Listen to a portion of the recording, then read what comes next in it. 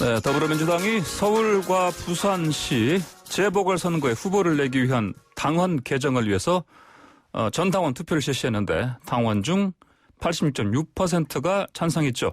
자, 관련 소식 장경태 민주당 청년위원회 위원장 연결해서 자세히 알아보겠습니다. 장 위원장님 안녕하십니까? 네, 안녕하세요. 네, 이번에 높은 찬성률로 통과됐습니다. 이번 결과 어떻게 보십니까? 네, 물론 일단 전임자분들에 대한 사죄는 더 강조하지 않아도 당연하고요.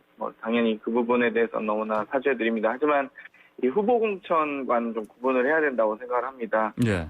시민들께서 어찌되었건 시민의 선택권을 보호하는 측면에서는 이 전임자에 대한 사죄와 또 후보 공천에 대한 부분은 구분해야 된다고 보여지고요. 네. 이번에 전당원 투표 같은 경우는 여론조사, 이 당원의 요구를 좀 가늠하는 잣대이기 때문에 네. 이 당원 당규에 대한 공식적인 개정 절차는 아닙니다. 네.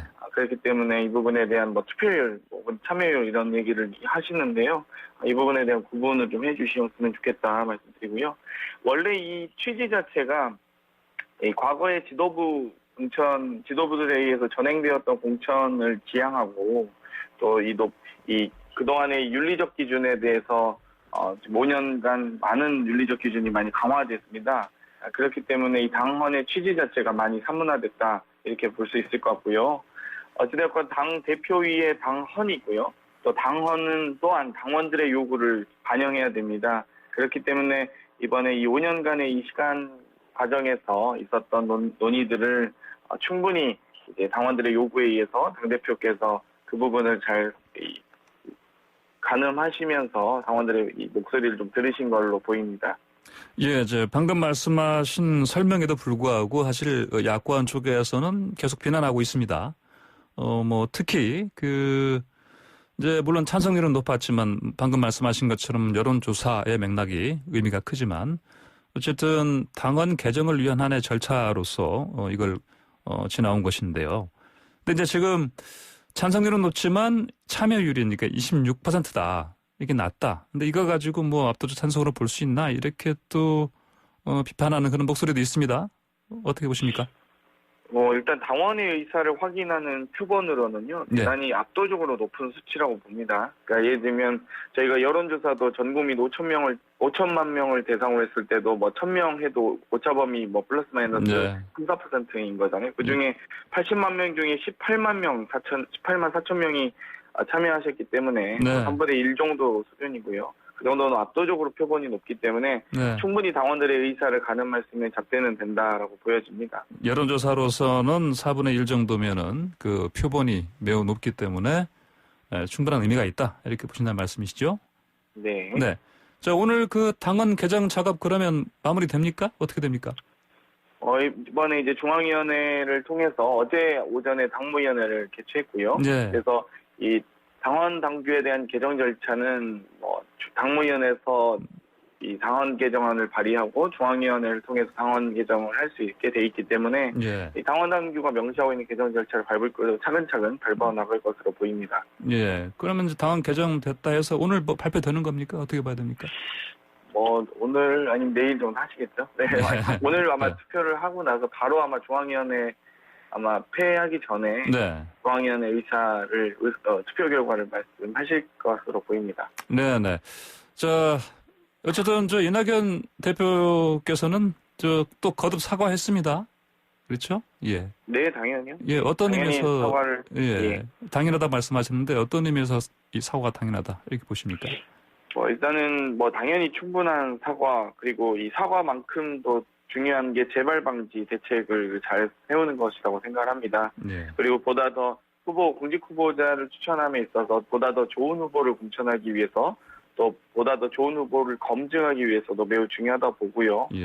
그렇기 때문에 이 부분에 대해서 어떻게 하면 더 좋은 후보를 앞으로도 이런 일이 발생하지 않도록 하는 것이 매우 중요하기 때문에 그 부분을 또 저희는 집중하고 있습니다. 그래서 이 윤리신고센터나 젠더폭력신고상담센터 등도 설치하고요.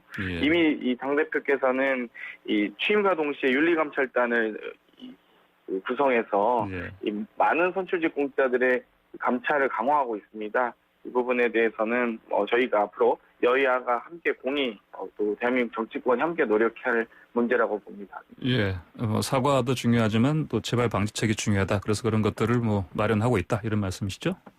네, 그렇습니다. 네. 자, 그런데 이제 아까 말씀드린 것처럼 야당에서는 계속 비난하고 있습니다. 지도부가 결정하면 될 일을 당원들 이를테면 여론조사를 핑계로 이런 식으로 넘겼다. 이게 비겁하다. 이런 식으로 비난하고 있습니다. 어떻게 받아들이십니까? 일단 당 대표께서 혼자 본인이 결정하셨다면 저는 그것이 더 문제라고 봅니다. 예를 들면 당원들이 공천하지 말아야 된다고 주장하는데 당 대표께서 네.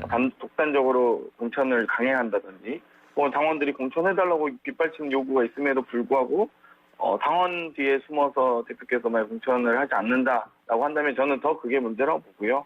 오히려 당원들의 요구를 정식 절차를 밟아서 당원들의 의사를 충분히 묻고 대표께서 또 지도부 회의를 통해서 결정을 하신 거기 때문에 예. 이 부분에 대해서는 야당에서는 공격하는 이유가 어찌됐건 본인들이 지금까지 해왔던 행동과 비췄을 때는 사실 본인들이 주장하기에 좀 부족한 것 같거든요. 예를 들면 선거 비용 같은 경우도 오세훈 서울시장이 사퇴하거나 박근혜 대통령이 탄핵돼서 발생했던 선거 비용에 대한 이 부담은 예. 일절 혹은 특히 이명박 대통령에 대한 이번에 이 법원의 판결로도 지금 사과조차 하지 않고 있는 부분이 있지 않습니까? 이 부분에 대해서 본인들을 좀 더 거울을 비춰봤으면 좋겠습니다. 예. 자, 비난보다는 자신들의 그동안의 그 행동부터 되돌아봐라. 이런 말씀이시죠? 네, 그렇습니다. 자, 그리고 이제 민주당의 기조는 선거에서 후보를 내는 게 책임 정치다. 네. 이러면서 이제 당원도 좀 바꾸고 다시 개정하고, 그래서 이제 서울시장과 부산시장 보궐선거에 그 후보를 내겠다. 이런 입장 아니겠습니까? 이거 좀 설명 좀 해주십시오. 왜 책임 정치인 건지 이것이. 일단은 이 시장 공백 상태로 인한 시정 공백이 있으면 더 이상 안 됩니다. 그렇기 때문에 보다 더 좋은 공직 후보자를 선출하기 위해서 노력해야 되는데요. 어찌됐건 시민들 중에서도 야당을 뽑고 싶지 않은 시민들께서 계시기 때문에 그 시민들의 선택권을 보장하기 위해서라도 저희도 당연히 공직 후보자를 배출해서 다양한 후보자들이 또 다양한 정책 경쟁을 통해서 시민들의 선택을 받게 하는 것이 매우 중요합니다. 또 그 부분이 또 어찌됐건 저희가 책임 정치라고 말씀드리는 거고요. 이 시민의 선택권을 보장함으로써 또 그동안의 어떤 과오를 바로잡는 계기도 될 것이라고 봅니다. 네, 시민의 선택권을 보장하기 위해서 후보를 내는 게 맞다. 이렇게 말씀하셨습니다. 자, 그리고 또, 이제 가장 도덕적이고 유능한 후보를 찾아서 유권자들 앞에 세울 것이다. 이렇게 했습니다. 어떤 후보가 도덕적이고 유능한 후보인가요? 어떤 기준으로 그렇게 얘기할 수 있는 겁니까? 이미 저희는 20대 총선에서 5가지, 그리고 21대 총선에서 7가지 계속 이 윤리적 기준을 강화하면서 후보자 공천을 해왔었습니다. 그렇기 때문에 이 서울 시민과 부산 시민이 원하는 시장상을 찾기 위해서 노력할 텐데요. 이 부분은 선거기획단이나 기타 기구들이 활동을 하면서 정말 후보자에 대한 엄격한 검증, 그리고 보다 유능한 시장을 배출하기 위한 또 노력들을 할 것이라고 봅니다. 그 부분은 선거기획단에서 기획하는 과정에서도 충분히 유권자들의 의사를 또 확인하면서 후보자들을 찾아 나갈 것이라고 보여집니다. 네. 여성 후보가 나올 가능성 어떻게 보십니까? 성별로까지 구분하지는 않을 것 같습니다.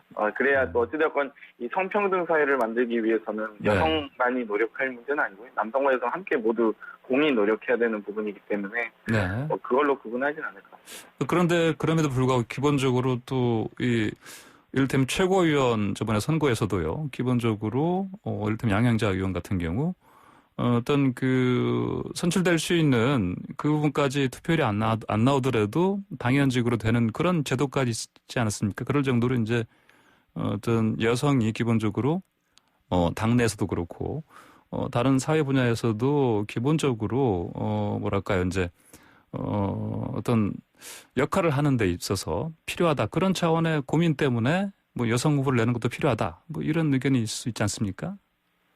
그런 부분으로 사실 이제 약간 이런 부분에 대한 회피할 수 있는 수단은 될 수 있을 거라고 보는데요. 양현자 최고 같은 경우는 뭐 자력으로 되셨기 때문에 그 부분 본인이 여성이라서 된 거는 아니었습니까? 좀 그런 부분 다른 것 같고요.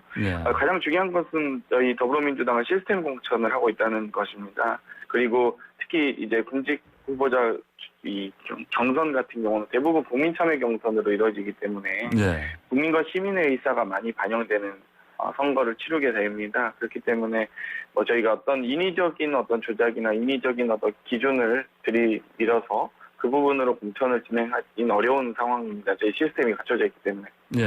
자, 좀 다른 얘기 좀 해보겠습니다. 그동안에 당정청이 그 재산세 뭐 이제 감면 완화 문제로 서로 사실은 뭐 좀 그 갈등이 좀 있었는데 결국은 공시지가 기준 6억 원으로 지금 결론이 났죠.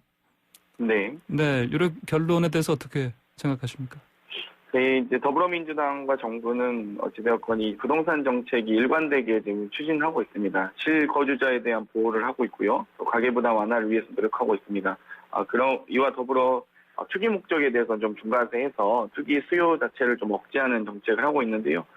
이 부분에 대해서 이제 공시지가 6억 원 이하 주택자로 결정해서 이 기준을 6억으로 유지하는 점이 의미 있다고 보고요. 다만 이제 이 주식 양도소득세 대주주 요건에 대해서 현행 10억을 좀 유지하는 쪽으로 약간 반보씩 양보한 것으로 보입니다. 그럼에도 불구하고 지금 어쨌든 전체 부동산 시장에서는 지금 전세난 계속해서 가중되고 있습니다. 그래서 도대체 언제 이게 안정화될 수 있을지 뭐 희망이 없다 이런 목소리도 있고요. 어떻게 보십니까? 일단은 확실한 것은 아파트 매매가 관련돼서는 좀 많이 조정 국면은 확실한 것 같습니다. 많은 분들이 지금 특히 심지어 야당에서도 전세를 지적하고 있지 아파트 매매나 아파트 분양 거래가 자체가 문제가 발생하고 있다라고 지적하지 못하고 있거든요. 특히 내년 6월부터 이제 적극적인 부동산 정책이 시행되면서 또 적용되면서 이 부분에 대해서 이제 시장이 좀 조정 국면에 들어갔다고 보여집니다. 그 부분에 대해서 저희도 앞으로 아파트 매매뿐만 아니라 또 전세 시장 또한 안정화될 수 있도록 노력해 나갈 예정이고요. 전체적으로 큰 틀에서는 매매 시장의 안정화 그리고 전세 시장 안정화가 순차적으로 이루어질 것으로 보여집니다. 자, 앞으로요, 그 청년위원회 위원장으로서, 뭐, 주력할 의정 활동 좀 계획 좀 알려주십시오. 일단 저는 국회 국토교통위원으로서 이번에 특히 국감에서도 현대 코로나 화재 발생 사건이라든지, 또 택배 노동자 보호 조치에 대해서 강력하게 시정 요구를 해왔습니다. 물론 또 당에서 청년위원장으로서 미래 세대나 지속 가능한 대한민국의 발전을 위해서 또 제안 드릴 텐데요. 지금 우리나라 현재 청년 정책이 22조 3천억 원 규모의 또 182개의 청년 정책들이 있습니다. 이 부분에 대해서 제대로 잘 지켜지고 실행될 수 있도록 저도 관심 있게 지속적으로 의정 활동을 해 나갈 생각입니다. 알겠습니다. 오늘 말씀 잘 들었습니다. 감사합니다. 네, 감사합니다. 지금까지 장경태 민주당 청년위원회 위원장이었습니다.